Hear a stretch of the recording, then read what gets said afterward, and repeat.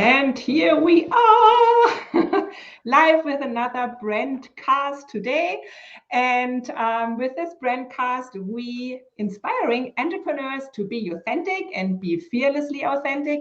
And today we are having a special guest and a special topic.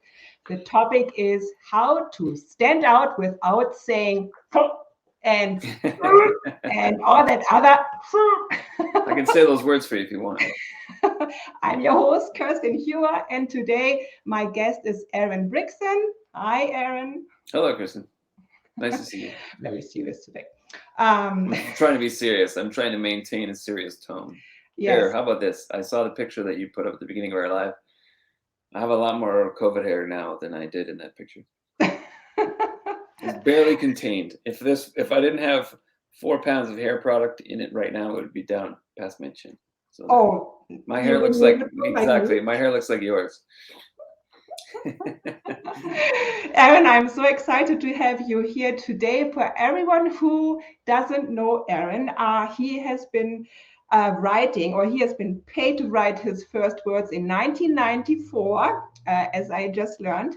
Although he told me he has been in the writing business for 20 years, so this doesn't make sense now. So we have to recalculate that. It's probably more close to, I don't know. Maybe I was drunk. I was drunk for a couple of years in there. I don't know.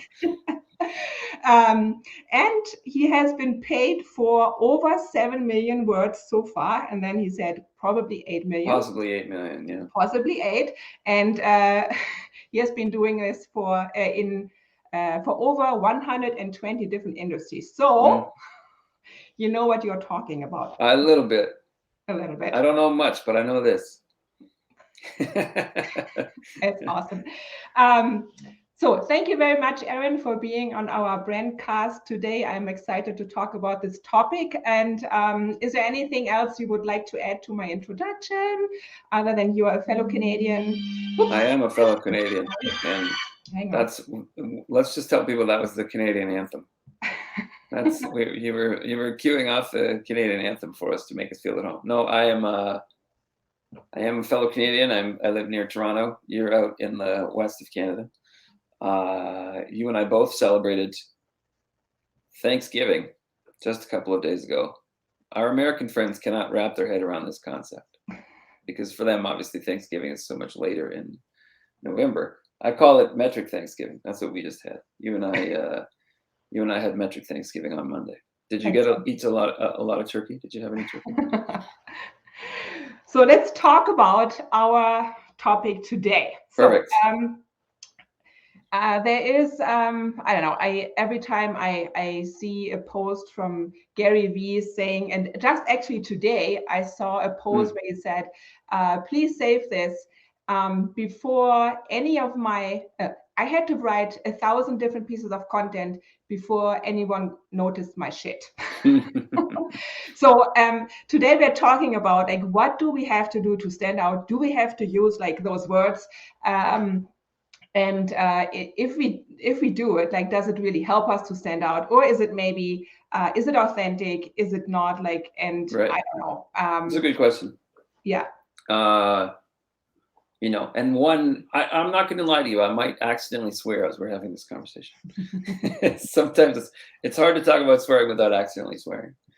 But in the world of Gary Vee, or increasingly heated online conversations, or, even when you go to the bookstore and you can go to the self-help section and find 6 or 8 or 10 different books with the F word on the cover, you very quickly come to think that a way to stand out is to swear.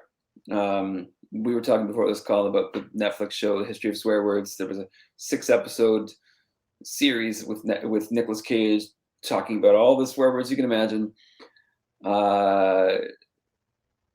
They're on your favorite shows. They're in your favorite movies. They're showing up more and more in commercials. My kid, just yesterday, we were watching a baking show, and she turned to me and said, "I thought bitchin' was a swear word. Why does it say bitchin' on the screen?"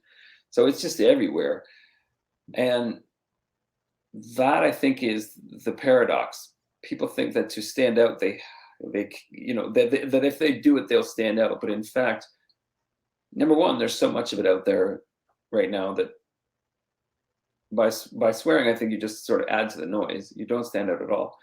And number two, it doesn't matter whether you swear or you don't swear. It's really about what you're saying more than about whether you're saying it. People would still want to pay attention to Gary Vee because of his fabulous success.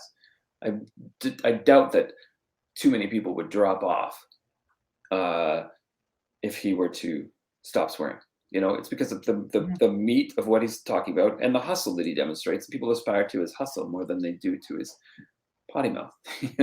I swear like a sailor.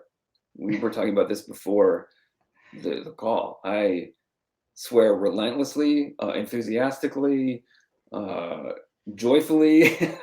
I've had clients remind me, please don't cuss on this call because we're meeting with a client, but this kind of language would never enter into my writing unless I was specifically asked by a client to let loose.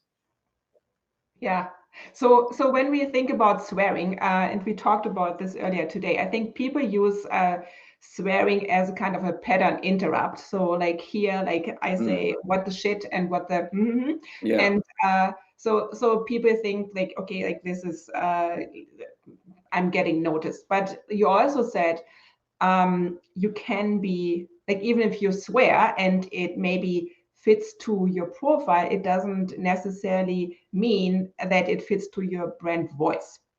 Correct. So, Toni Robbins calls it a pattern interrupt. yeah. He says that he swears in his seminars to shock people out of the habitual thinking that they're stuck in, and interrupt them so that he can replace what he's saying with something that he feels is more helpful for them. But I think about it as almost, when you stub your toe on the door,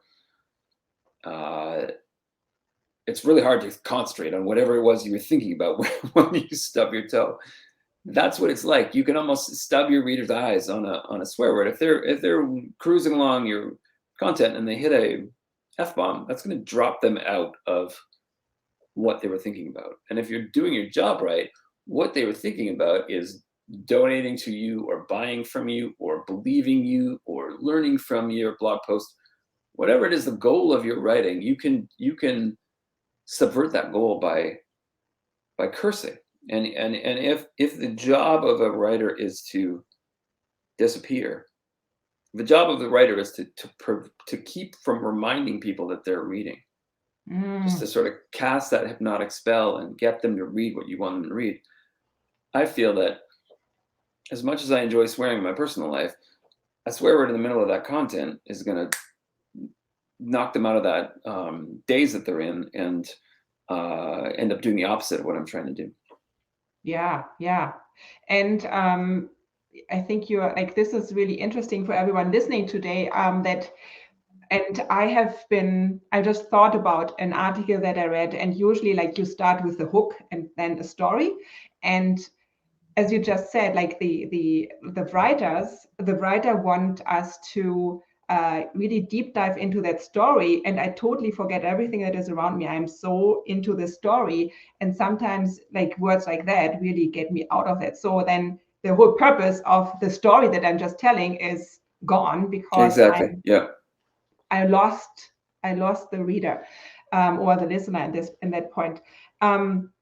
So what would be a more authentic way then? Because I have some friends or some people that I follow online, and sometimes I see they're using words that they think are popular, and I read through it and I think, what? This doesn't really, she's not saying that usually. Why is she using those words? So what is a better way for people to discover really an authentic voice and to stand out in a way that really suits them? There's a joke out there that says, I always try to masturbate big words into a conversation, even if I don't know what they mean. And that's it exactly. That's another way. I mean, when you're trying to be clean, if you're using the wrong words or you're speaking in a voice that's wrong for you, it can be just as jarring. It can be just as upsetting and just as incongruous.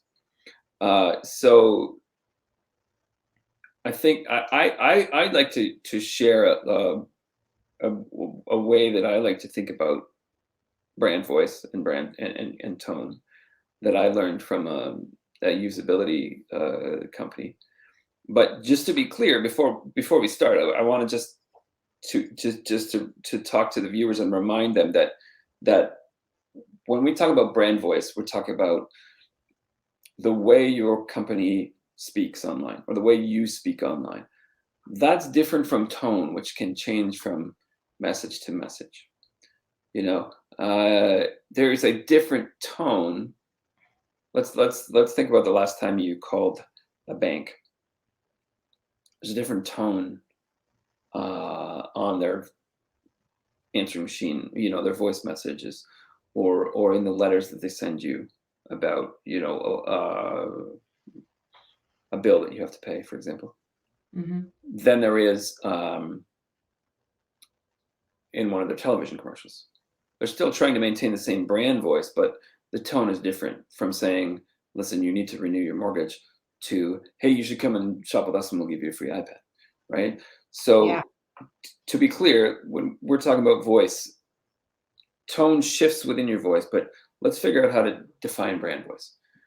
There's a company called the Nielsen Norman Group, who for what seems like 150 years has been conducting usability tests on the web. Now, obviously, the web's only been with us for 25 years. Really? I get 25 years, right? Yeah. NN Group has been there since the start. And they're responsible, for example, the common wisdom about how we read online. For example, they are the ones that did the studies about how we read online and how we skim and scan instead of reading every single word. So they set these 4 dimensions of brand voice and tone. And if you make a choice in each of these 4 dimensions, you can very quickly determine how you would like to write. Mm-hmm. Those 4 dimensions are these. Do you want to be funny or serious? Okay, that's number 1. Number 2, do you want to be formal or casual? Okay. Number 3, do you want to be respectful or irreverent? And then the 4th one, do you want to be enthusiastic or matter of fact? Now, we talked before the call started about what did we say? We were talking about let's pretend we were writing a sex education webpage for teens. Okay. So we're writing for teens, and so then we have to decide, do we want to be more funny or do we want to be more serious? Okay, let's be funny. Do we want to be formal or casual? Well, these kids are probably 17 years old, so let's be casual so that we don't end up looking like robots. Do we want to be respectful or irreverent? You could go either way with this, but let's say we want to be irreverent. You know, we want to talk about, you know, getting it on instead of having sexual intercourse. And then, you know, do we want to be enthusiastic or matter of fact? Probably enthusiastic to try to keep and maintain the interest of these readers, for example. So going down those levers, we know we want to be funny, casual, irreverent, and enthusiastic. Now, with anything we write, we can compare it to those 4 words and say, are we doing a good job here? Mm-hmm. You know, let's say we decided to be serious. Okay, if we're deciding to be serious, why is there a joke in paragraph 3?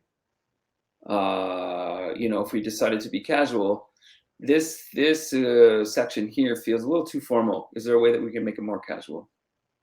We said we wanted to be enthusiastic. This feels like we're flagging here. Maybe we should split this up into 2 pages so that we can maintain that enthusiasm across both pages, right? These things can quickly come to define for you everything you need to know about writing online. So, but that also means that so in order to be authentic, I also need to know my audience, because like they're the ones reading it. Correct. So I think I need to marry like my like who I am, my energy, what to bring across with the people that I want to reach. So, and I can probably pretty fast turn someone off if I It's if true. I if I have the same article that you just described that are for teenagers and I want that to publish for, I don't know, like a seniors. Exactly. Yeah. Let's now recast that.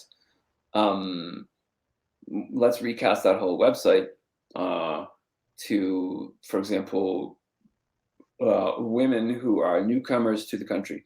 Let's say they don't have a great grasp of English, but it's our job to tell them how this stuff works in the context of this society, where maybe they have come out of a more restrictive society, or they simply don't understand our culture or customs. All of those decisions change, right? I always tell people that the only place that you can write exactly what you want to is in your diary. Everything else, you hit the nail on the head. Everything else, the reader has to come first, and you have to think, what does the reader need? How can we best connect with our reader? Now, you still get some say. I mean, I think you brought up an interesting example about if you could choose I was hoping you'd say it again. If you could choose a brand voice, you would choose to be this.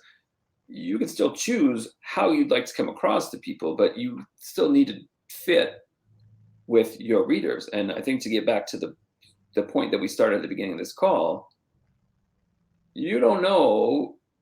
You maybe know that your reader is a single mother and they really, really need this childcare service that you're advertising, but you don't know how they're going to react to the F word or to the S word or to all those other curse words. So it's safest to leave it out.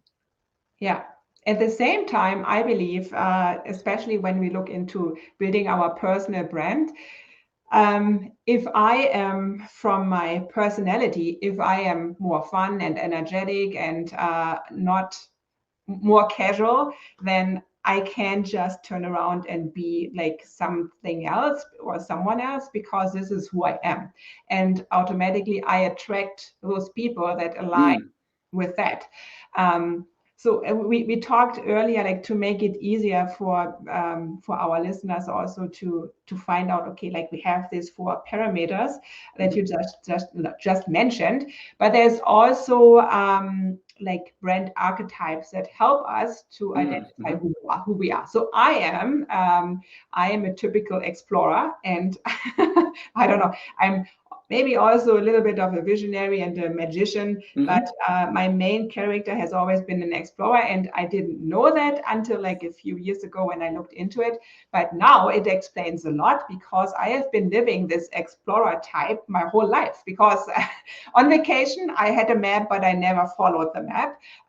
When I love to be outside, I love to be hiking, and so how can like maybe just talk a little bit, Sure. let's talk a little bit about these brand archetypes, like what they are and how they can help us to find our brand voice. Sure. Well, I mean, for starters, archetypes are a little bit like horoscopes. They're a little bit like these big umbrellas under which all kinds of people fit. And maybe that's true. Maybe it's not. Maybe you can dive into 2 sub archetypes. Some people have this model of 12 archetypes. Some people have a model of 60 where there's another 5 underneath each of those 12. But the point is that the reason that these archetypes exist is there are certain things about our society that we typically resonate with. The story I like to tell, I got from a guy named Joe Cody, a friend of mine. He worked at a company called Branding for the People. He's now down in Puerto Rico, I think, with his own company. In any case, Joe always used to tell me about, imagine you're at a conference and you meet a guy in a white polo with khaki pants and loafers, and he says his name is Neil. And then you see him again, in the buffet line a couple hours later. You might struggle to remember that guy's name. Now imagine you meet a guy named Tex who has cowboy boots and chaps and a vest with and his shirt with the, the pearly buttons and the checks, and he's got a big, massive cowboy hat and a giant mustache. You're going to remember Tex, because our body is, humans are primed to remember cowboys as an archetype, right? We think cowboy, and we think Tex, that's cowboy name, and then Tex the cowboy sticks in our head. So when we see him again, we think, oh, that's Tex, as opposed to trying to remember who Neil is in a sea of people with white shirts and khaki pants. Yeah. The brand archetypes work that way, right? I may or may not be telling your viewers anything they don't already know, but there are 12 of them, 12 big ones, like the explorer and the ruler and the jester and the magician and the sage, the caregiver. A quick Google search will explain all the different facets of these brand voices, or of these brands rather, but here's how to connect those to brand voice. If you Google any of those archetypes, they will almost always tell you about fictional characters or real people or companies that supposedly fit this archetype. For example, the ruler brand, the one that comes up often is Mercedes. Mercedes has portrayed itself as the top of the class, the best you can get when it comes to driving this particular class of car. You could argue whether or not that's true. You might prefer a Rolls-Royce or Bentley, which are inherently more expensive cars. You might prefer BMW in that same class as the Mercedes. It doesn't matter. The Mercedes says we're this, and here's how Mercedes talks. So you can say, if I would like to be a ruler brand, how do they talk? And then you can go through those levers from the Nielsen Norman group and say, is Mercedes funny or serious? Are they formal or casual? Are they respectful or irreverent? Are they enthusiastic or are they matter of fact? And when you plot how Mercedes talks, then it's an easy jump to say, if I were to use a brand voice like Mercedes, then I would be the same things. I would be serious and formal and respectful and matter of fact. So therefore, I would like to write that way. You can see it in my own website or in the introduction that you read out. That's what I aspire to, is to say to the world, I am one of the best writers. So you can see that tone on my website. You can see it in the focus that I make about results. You can see it in the statistics that I brag about, how many million words I've written, how many 100 industries I've been in, how long I've been doing it. All of that is designed to say, yes, top of the class. Now you can also see me shaping that tone, right? We're talking on a Facebook live stream right now. It's much more fun than it might be if I were, preparing an RFP to try to land a 100-page project, right? So yes, you can bring some pieces into your tone as you shift around, but you can take a look at something like your Explorer brand. And, we were talking about the work that I helped you with on your website before this call. We talked about that work. And, if we know what kind of voice you're trying to achieve, we know what kind of brand that you want to be, it can be very easy to say, here, and here, we drop out of that brand voice. So let's change it here, and here to maintain that same perception. Yeah. And also, I think even knowing that, if I know who I am, what archetype, what kinds of words and I want to use and what voice I want to achieve. Still, I think because we are sitting in our own jar and can't read our own label, I find it very hard to really write in a way that that really fits. And I think this is like, how do you do this, Erin? Like, how, because you are writing for so many different people and types and voices and tones. How is it possible that that you can slip into someone else's head, brain, and do it? And then also, I think for everyone like that is listening today, I've been like writing a lot, and I think it's like one of my top priority, because if you can write, you can connect with your people and attract the right people that you want to reach. But it's very hard to do it when you, because you're sitting in your own giant, you can't read your labels. So Erin, what do you do so that you can get into my brain and write in a way so that I say, oh my God, like, how was I not able to do it? And why is it that Erin can do it? Well, to answer that question, let's start by talking about playing the guitar. Okay. You can go down to the music store, pick up a guitar and say, I'd like to learn the guitar. And you can learn a few chords and you can play some songs around the campfire and get a lot of enjoyment out of playing the guitar. You could study for years and years and play the guitar better. You know, my brother is a great guitar soloist. He's a great guitar player, better than me. A lot of people look at him and say, wow, he can really play the guitar. Then you have Jimi Hendrix. You have John Mayer. You have Eric Clapton. You know, you have these people that are superstars. And I think what part of the problem is that the superstars are so ubiquitous that we see them and think, gosh, he's so good. And then we look at our own guitar playing and say, well, clearly I don't play the guitar. He plays the guitar, but I can't. I thought I could, but I can't. Right? Mm-hmm. Writing is a lot like that. I'm getting to my point, I promise. You can start out writing and you may not be very good. You can continue to write and get a lot of practice and be very good.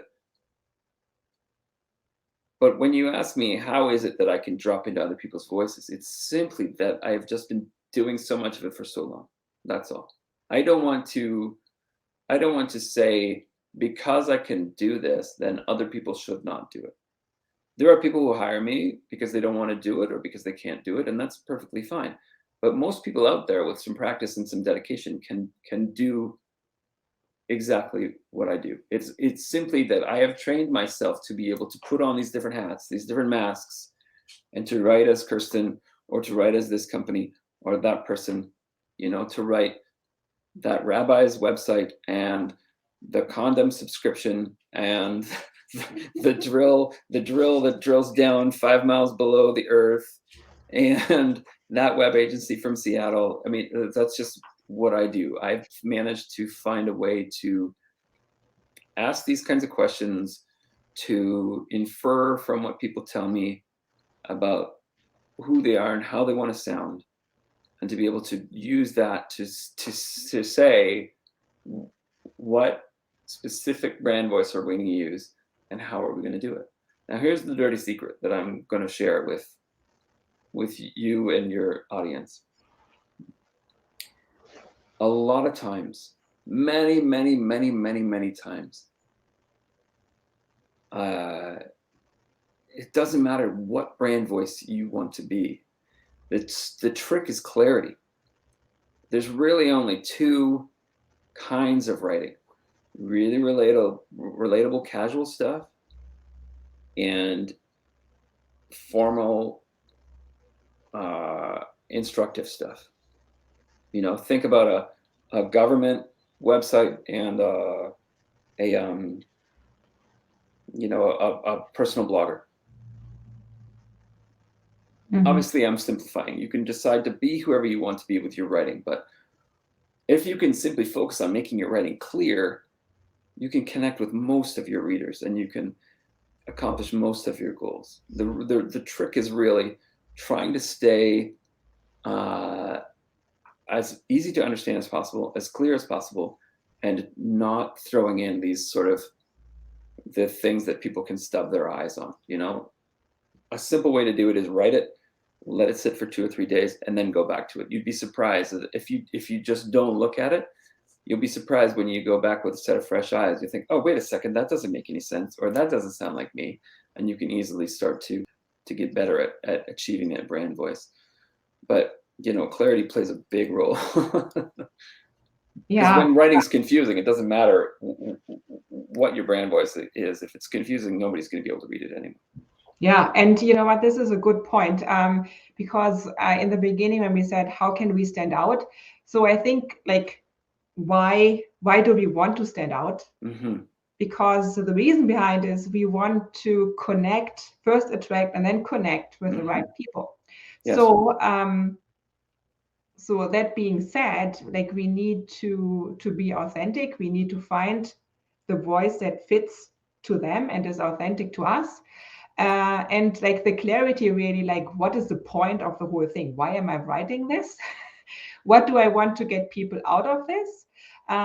Like, is it maybe a call to action? Do I want them to follow, like, to click somewhere? Really practical things. And I mean, there is the brand voice is the one thing, but then also like the clarity of, with every piece that we write, what is the intention behind it?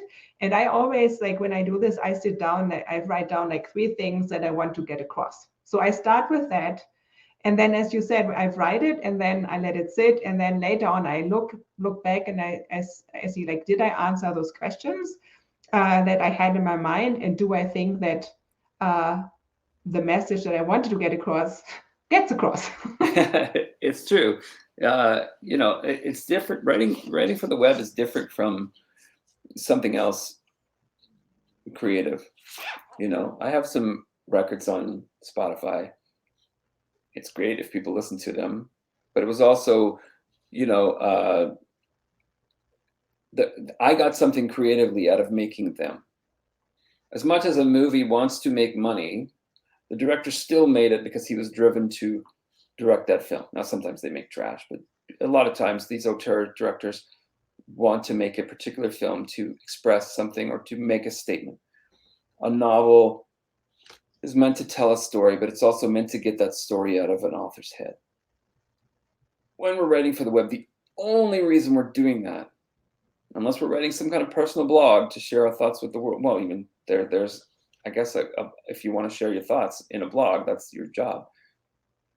The only reason you're writing for the web is to accomplish something, to get a visitor from point A to point B, to have them come to your site and have them do something that you just said, buy something, subscribe to something, download something, donate some money, get inspired to take action. What's your job? How do you want to do it? You're going to do a better job doing that if you can hone in on your brand voice and to sort of put a bow on what we were talking about before, to avoid distracting people with unnecessary curse word nonsense. Exactly. I think this is a perfect ending to our brand cast today. Erin, thank you so much for joining today. I would love everyone to follow Erin on LinkedIn. I've put his handles here on the video. You can follow him on LinkedIn, on Instagram, Facebook, and of course his website. And is there anything specific that you have coming up, Erin? Like any, I don't know, master classes, or are you doing like one-on-one mostly? Is there anything that you would love to share? I will say that this week, we could talk about the book. There's a book that I was part of that just got released. What's the book? It's not about brand voice. It happens to be about LinkedIn. A client of mine named Josh Steinley wrote a book called 60 Days to LinkedIn Mastery. And then he enlisted a bunch of us as co-authors. So I have a book that is, thanks to his publicity campaign, is currently selling like crazy on Amazon. We've sold, I think, 1,500 copies so far in about 2 days. What? It helps when you sell the book for 99 cents. But the point is that we've sold 1,500 copies of this crazy thing. And I'm not even joking, there's a reasonable chance that it may end up as a Wall Street Journal bestseller. So Wow. this is like a time machine moment. And right here, we're looking at maybe in a week or 10 days, I'll be a Wall Street Journal best-selling author. Okay, we need to get you back on that. Yes, it's called 60 Days to LinkedIn Mastery. If you're watching, 60 days. 60 days. Masteries? Yeah, it's organized in 60 chapters. It's 60 tips to improve your LinkedIn presence. If you, depending on when you're watching or listening to this, if you order before October the 17th, you can get it for 99 cents on Kindle. Awesome. Or $1.25 in Canada. Sorry, inflation. You can spend a whole $1.25 in Canada. It's also available in paperback from Taft Publishing if you're interested in an actual copy. So that's new. That's what's on my mind these days. As far as my own stuff is concerned, I have been exploring more about creativity. I may release some creativity-focused things in 2022. I also have some brand voice materials. Maybe we can find a way to give people some free like a free brand voice PDF. That's a great idea. Let's put our heads together, and we'll put a link, below wherever you're watching this. You can find a link to a free PDF on how to help find your brand voice. Yes, we will do that. Awesome. All right. Thank you very much, Aaron. Thank you, everyone, for listening today, or if you're watching the replay. We also have a branding masterclass coming up again, and you can find more information on our website at youthentic.ca. And again, thank you very much. I'm excited to dive further into being authentic and really showcasing the voice that I have inside me. Thank you, Kerstin. It's been fun to talk to you. Likewise. Thank you, Aaron. Bye-bye.